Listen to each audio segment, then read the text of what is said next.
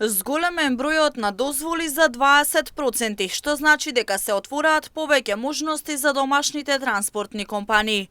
Се работи на решавање на проблемот со патните исправи, односно професионалните возачи да може да добијат пасоши на брза трака, со што нема да трпи економијата во државата.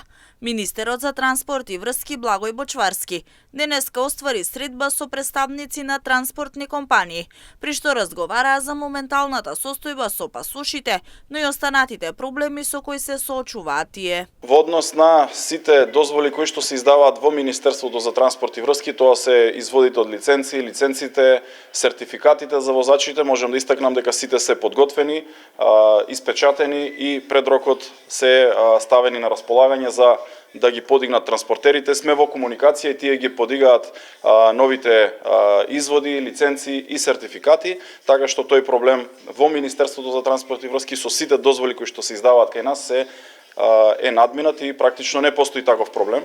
Од друга страна разговарав со Министерството за внатрешни работи во однос на формирање на брза трака за издавање на патните документи, пасоши за возачите, за професионалните возачи, и за тоа е изнајдено решение. Простор има и за покачување на дневницата. Овој предлог е поднесен до влада и е во собрание на разгледување. Но не само овие. Представниците на транспортните компании велат дека се соочуваат со голем број на проблеми. Се јавува недостаток на работна сила и потреба за решавање на проблемот со квотите. Генерално за имене имаме големи проблеми.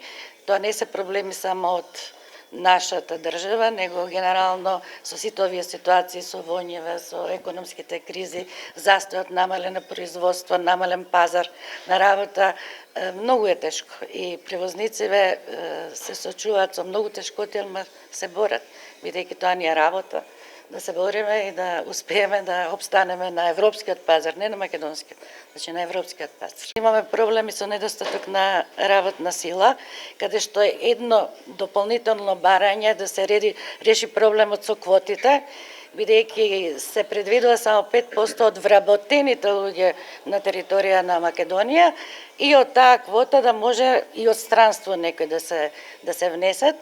Меѓутоа градежниците тоа го искористуваат и тука бараме да се овозможи посебна квота за превозниците. На денешната средба во Штип представниците на транспортните компании посочија дека главно се задоволни од соработката со ресорното министерство, иако како што велат има се уште предизвици со кои се соочуваат и кои треба да бидат надминати. Се залагаме за побрзо преминување на граничните премини, за покачување на имиџот на професијата на возачот, зголемување на дневниците, кое може да се најде решение, бидејќи заедно со Министерството кој има слух за нашите барања, можеме да најдеме решение уште денес, тоа да се реши, ќе го дискутираме на состанокот.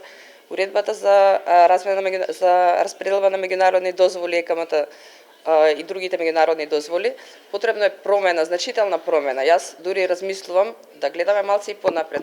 Светот користи вештачка интелигенција. Треба да се мапираат податоци и да се излезе во пресрет на потребите на транспортерите. Да не мислиме дека тоа кај нас ќе биде во 2050 година, него треба да се подготвуваме да работиме уште сега. Инаку 96% од превозот за увоз и извоз во државата според статистика се врши по патен сообраќај.